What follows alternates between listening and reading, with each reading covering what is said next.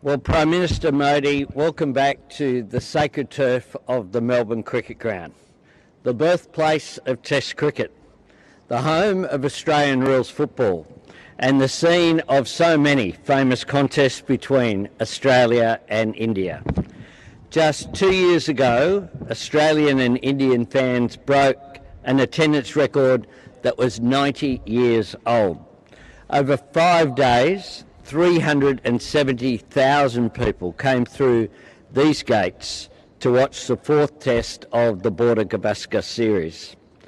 That is the passion and the respect between our rivalry. And it is a great honour to be joined here by two legends of Australian cricket who are both admired and revered in India too. Lisa Salekar and Steve Waugh.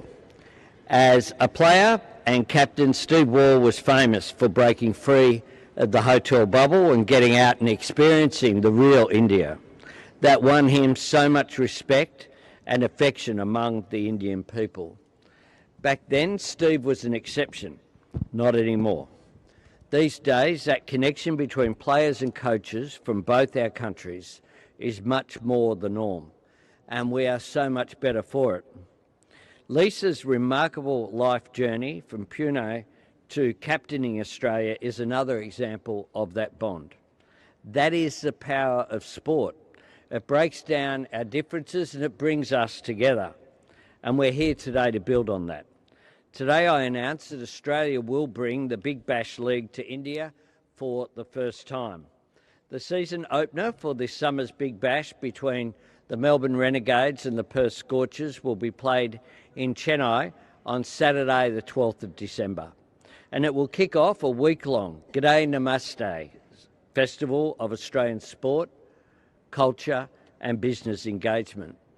There will be a senior business delegation led by the Business Council of Australia, building on the economic roadmap that we launched just last year. And today we recognise that in both our countries, sport is a serious business as well.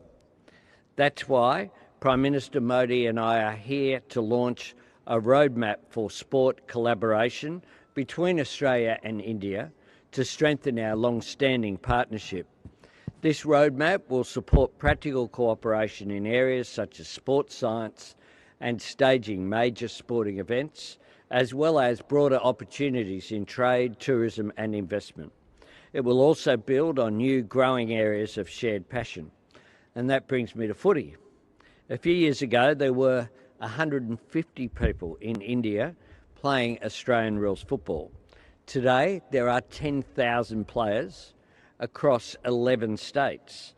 And I know that the AFL are big believers in that growth and they're investing in it. This exchange of sporting cultures goes both ways, as we saw when India brought Kabaddi here to Melbourne in 2024. And with India hosting the 2030 Commonwealth Games, Australia hosting the 2032 Olympics, and India bidding for the 2036 Olympics, which I'm certain Australia will support, there is a decade of opportunity ahead of us for more friendly rivalry, serious contests, and increased cooperation right across the board.